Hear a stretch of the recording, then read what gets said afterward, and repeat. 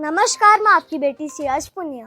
आज मैं सोनम वांगचुक सर से हाथ जोड़कर रिक्वेस्ट करती हूँ कि आप अपना अनशन तोड़ दीजिए।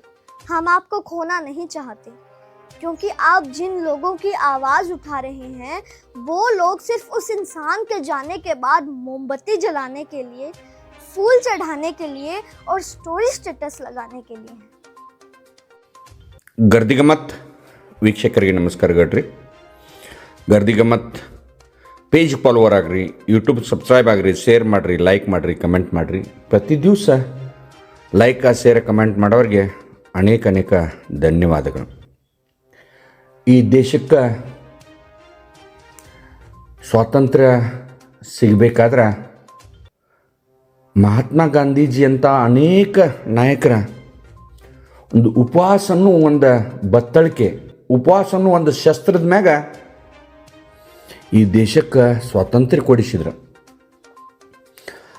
ಅಂಬೇಡ್ಕರ್ ಅಂತ ಒಂದು ದೊಡ್ಡ ಕಾನೂನು ಐತಿ ದೇಶಕ್ಕೆ. ಈ ದೇಶದೊಳಗೆ ಅತಿ ಆದಾಗ ಈ ದೇಶದ ಚಿಂತಕರು ಇವತ್ತ ಒಂದು ಉಪವಾಸನ್ನು ಒಂದು ಸತ್ಯಾಗ್ರಹ ಕೈಯಾಗಿ ಹಿಡ್ಕೊಂಡು ದೇಶದ ಒಂದು ಗಮನ ತಮ್ಮ ಕಡೆ ತೋರ್ಸಕ್ಕ ಇವತ್ತು ಆ ಪ್ರಯತ್ನ ಮಾಡ್ತಿರ್ತಾರೆ. ಇವತ್ತು ನಾ ಹೇಳಕ್ಕೆ ಹೊಂಟಿದ್ದು ಸೋನಮ್ ವಾಂಗ್ಚುಕ್ ಅಂತ. ಇವರು ಇಂಜಿನಿಯರ್, ಶಿಕ್ಷಕರ, ಚಿಂತಕರ, ಮಗಾಸಿಸ್ ಪ್ರಶಸ್ತಿ ಒಂದು ಸಮನಾದ ಪ್ರಶಸ್ತಿ ಪಡೆದವರು. ಅವರ ತಮ್ಮ ಸ್ವಂತಕ್ಕೇನು ಉಪವಾಸ ಕುಂತಿಲ್ಲ ದೆಹಲಿ ಜಂತರ್ ಮಂತರ್ದೊಳಗೆ, ಅಥವಾ ನನಗೆ ಪ್ರಶಸ್ತಿ ಕೊಡ್ರಿ, ನನಗೆ ಅನ್ಯಾಯ ಆಗೈತಿ ಅಂತೇಳಿ ಕುಂತಿಲ್ಲ. ಮೊನ್ನೆ ನಡೆದಂಥ ಒಂದು ನೀಟ್ ಪರೀಕ್ಷೆ ಒಳಗೆ 30 ಲಕ್ಷ ವಿದ್ಯಾರ್ಥಿಗಳ ಪ್ರಶ್ನೆ ಪತ್ರಿಕೆ ಬಹಿರಂಗವಾಗಿ ಮತ್ತೊಮ್ಮೆ ನೀವು ಕಂಡಕ್ಟ್ ಮಾಡಿರಿ. ಈ ನೀಟ್ದಂಥ ಒಂದು ಎಕ್ಸಾಮ್ದ ವಿಫಲ ಆದದಕ್ಕೆ ಕೇಂದ್ರದ ಮಂತ್ರಿ ಆದಂಥ ಶಿಕ್ಷಣ ಮಂತ್ರಿ ಧರ್ಮೇಂದ್ರ ಪ್ರಧಾನ್ ಅವರು ರಾಜೀನಾಮೆ ಕೊಡ್ಬೇಕಂತ ಇವತ್ತಿಗೆ 19ನೇ ದಿವಸ ನನ್ನ ಅಂದಾಜಲ್ಲಿ.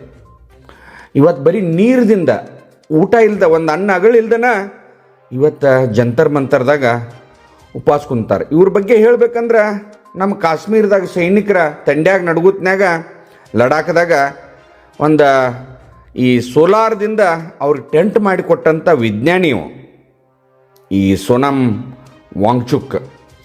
ಅವ್ರ ಮೇಲೆ ಹಿಂದನೂ ಒಮ್ಮೆ ಒಂದು ಕೇಸ ಯಾವುದೋ ಇದ್ರಾಗ ಅವ್ರನ್ನ ಕೇಂದ್ರ ಸರ್ಕಾರ ಅರೆಸ್ಟ್ ಮಾಡಿದಾಗ ಅವರ ಹೆಂಡತಿ ಸುಪ್ರೀಂ ಕೋರ್ಟ್ಗೆ ಹೋಗಿ ಹೇಬಿಯಸ್ ಕಾರ್ಪಸ್ ಅರ್ಜಿ ಹಾಕಿ ಕೂಡಲೇ ಅವ್ರನ್ನ ಬಿಡುಗಡೆ ಮಾಡಿರ್ತಾರೆ. ಒಬ್ಬ ಹೋರಾಟಗಾರ ಅವರು ಈ ದೇಶದ ಭವಿಷ್ಯದ ಮಕ್ಕಳ ಸಲುವಾಗಿ ಆಟ ಆಡಬೇಡ್ರಿ, ನೀವು ಶಿಕ್ಷಣದಾಗ ಅಮೂಲಾಗ್ರ ಬದಲಾವಣೆ ಆಗಬೇಕು.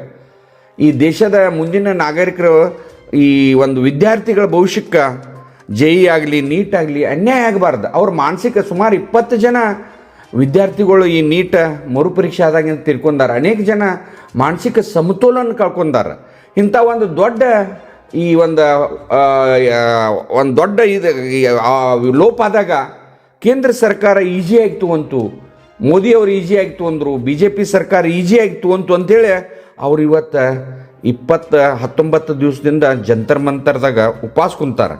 ಯಾಕಂದ್ರೆ ಶಿಕ್ಷಣ ಇಲಾಖೆ ಒಳಗೆ ನಂಬಿಕೆ ವಿಫಲ ಆಗಬಾರ್ದು. ಯಾವಾಗಾದರೂ ನಂಬಿಕೆ ಅನ್ನೋದು ನಂಬಿಕೆ ಆಗಿರಬೇಕು. ಭವಿಷ್ಯದಲ್ಲಿ ಈ ವಿದ್ಯಾರ್ಥಿಗಳಿಗೆ ಆದ ಅನ್ಯಾಯ ಇವತ್ತು 19 ದಿವಸ ಆದ್ರೂ ಕೇಂದ್ರ ಸರ್ಕಾರದ ಯಾವ ಮಂತ್ರಿಗಳು ಹೋಗಿಲ್ಲ, ಕೇಂದ್ರ ಸರ್ಕಾರದ ಪರವಾಗಿ ಅವ್ರಿಗೆ ಭೇಟಿ ಆಗಕ್ಕೆ ಹೋಗಿಲ್ಲ. ಇಂಥದ್ದೊಂದು ದೊಡ್ಡ ಕೆಟ್ಟ ಅನ್ನಿಸ್ತೈತಿ. ಒಂದು ಮಕ್ಕಳ ಭವಿಷ್ಯಕ್ಕಾಗಿ ಉಪವಾಸ ಕುಂತಾಗ ಸೌಜನ್ಯಕ್ಕೆ ಆದರೂ ಯಾರೂ ಕೇಂದ್ರ ಸರ್ಕಾರದವ್ರು ಹೋಗಿ ಭೇಟಿಯಾಗಿಲ್ಲ. ಯಾಕಂದ್ರೆ ಅವ್ರ ಆರೋಗ್ಯ ಸ್ಥಿತಿ ಕ್ಷೀಣಿಸತೈತಿ. ಇಡೀ ವರ್ಲ್ಡ್ದಾಗಿನ ಎಲ್ಲ ಮೀಡಿಯಾಗಳು ಅಲ್ಲಿ ಅವ್ರ ಮುಂದದಾವ. ನಾಳೆ ನಾಡ್ದು ಅವರ ಬಹುತೇಕ ಅವರ ಬ್ಲಡ್ ಶುಗರ್ ಇದು ಕಡಿಮೆ ಆಕೋತ ಹೊಂಟೈತಿ, BP ಕಡಿಮೆ ಆಗತೈತಿ. ಆದ್ರೆ ಇನ್ನೂ ಮಠ ಕೇಂದ್ರ ಸರ್ಕಾರ ಎಚ್ಚತ್ತಿಲ್ಲ. ಇದು ನರೇಂದ್ರ ಮೋದಿ ಅವ್ರಿಗೆ ಮುಟ್ಟೈತಿಲ್ಲೋ ಗೊತ್ತಿಲ್ಲ, ಧರ್ಮೇಂದ್ರ ಪ್ರಧಾನ್ ಅವರಿಗೆ ಮುಟ್ಟೈತಿಲ್ಲೋ ಗೊತ್ತಿಲ್ಲ. ಆದ್ರೆ ಅನೇಕ ಚಿಂತಕರ, ಪ್ರಕಾಶ್ ರಾಜ್ನಂಥವ್ರ ಚಿಂತಕರು, ಅನೇಕ ಜನ ಸುಪ್ರೀಂ ಕೋರ್ಟಿನ ನ್ಯಾಯಮೂರ್ತಿಗಳು, ಚಿಂತಕರು, ಬುದ್ಧಿಜೀವಿಗಳು ಎಲ್ಲರೂ ಭೇಟಿಯಾಗಿ ಅವ್ರಿಗೆ ಬೆಂಬಲ ಕೊಡತ್ತಾರ. ಇದು ತಪ್ಪನ್ನತ್ತಾರ. ಆದ್ರೆ ಕೇಂದ್ರ ಸರ್ಕಾರ ಮಧ್ಯಸ್ಥಿಕೆ ವಹಿಸಿ ಅದನ್ನು ಏನು ಅವ್ರ ವಿಚಾರಧಾರೆಗಳನ್ನಾರ ಕೇಳಬೇಕು. 19 ದಿವಸ ಇವತ್ತು ಜಗತ್ತನ್ನು ಮೋದಿಯವ್ರನ್ನ ಮೆಚ್ಚತೈತೆ. ಧರ್ಮೇಂದ್ರ ಪ್ರಧಾನ್ ಅವರ ಯಾವುದೇ ಪರಿಸ್ಥಿತಿ ಒಳಗೆ ಹೋಗಿ ಏನು ತಪ್ಪಾಗೈತಿ, ತಪ್ಪಾಗಿದ್ದರೆ ತಿದ್ಕೋಬೋದು. ಆದ್ರೆ ನೀವು ಮಂಡತನ ಮಾಡಿ ಆ ಜೀವನ ಬಲಿ ಕೊಡಕ್ಕೆ ಹೋಗ್ಬೇಡ್ರಿ. ಅವ್ರೇನು ತಮ್ಮ ಸ್ವಂತಕ್ಕಲ್ಲ, ಈ ದೇಶದ ಒಂದು ಶಿಕ್ಷಣದ ಭವಿಷ್ಯಕ್ಕಾಗಿ, ಮಕ್ಕಳ ಭವಿಷ್ಯಕ್ಕಾಗಿ ಅವರ ಇವತ್ತಲ್ಲೇ ಉಪವಾಸ ಕುಂತಾರೆ. ಯಾಕಂದ್ರೆ ಅವರೇನ ಬಂದೂಕ ಸ್ಟೆಂಗನ್ನ ಹಿಡ್ಕೊಂಡು ಕುಂತಿಲ್ಲ. ಆದ್ರೆ ನೀವು ಅಲ್ಲೇ ದೆಹಲಿ ಒಳಗೆ ಕೂಗರ್ತೆ ದೂರೊಳಗಿರುವಂಥ ಧರ್ಮೇಂದ್ರ ಪ್ರಧಾನ್ ಆಗಲಿ, ನರೇಂದ್ರ ಮೋದಿ ಅವರಾಗಲಿ ಅಲ್ಲಿ ಹೋಗಿ ಭೇಟಿಯಾಗಿ ಈ ದೇಶದ ಇಡೀ ದೇಶನ ಈ ಸೋನಮ್ ವಾಂಗ್ಚುಕ್ ಕಡೆ ನೋಡತೈತೆ, ಅವ್ರನ್ನ ಹೊಗಳತೈತೆ. ಆದ್ರೆ ಆ ಒಂದು ಹೊಗಳಿಕೆಗೆ ನೀವು ತಿರಸ್ಕಾರ ಭಾವನೆ ಮಾಡಿಕೊಂಡು ಮುಂದಿನ ದಿನಮಾನದಾಗ ಅನುಭವಿಸ್ಬೇಕಾಗ್ತೈತೆ. ಆದ್ರೆ ಕೂಡಲೇ ಸೋನಮ್ ವಾಂಗ್ಚುಕ್ ಅವರ ವಿಚಾರಧಾರೆಗಳಿಗೆ ಸ್ಪಂದಿಸಬೇಕು. ಈ ದೇಶದ ಭವಿಷ್ಯದಲ್ಲಿ ವಿದ್ಯಾರ್ಥಿಗಳಿಗೆ ಅನುಕೂಲ ಆಗಬೇಕು. ಆ ನಿಟ್ಟಿನೊಳಗೆ ಇವತ್ತು ಧರ್ಮೇಂದ್ರ ಪ್ರಧಾನ್ ಆಗಲಿ, ಇವತ್ತು ಮೋದಿ ಅವರಾಗಲಿ ಪ್ರಯತ್ನ ಮಾಡಬೇಕು. ನಾಳೆ ಅವರ ಏನಾದರೂ ಅವರಿಗೆ ಅಡಚಣೆ, ಜೀವಕ್ಕೆ ಹಾನಿ ಆದ್ರೆ ಅದ್ರ ಹೊಣೆ BJP ಸರ್ಕಾರ ಹೊರಬೇಕಾಗ್ತೈತೆ ಅಂತ ನನಗೆ ಅನಿಸಿದ್ದನ್ನು ಮಂದಿ ಮಾತಾಡಿದ್ದು ನಿಮ್ಮ ಮುಂದೆ ಹೇಳ್ತಾನೆ. ನಮಸ್ಕಾರ.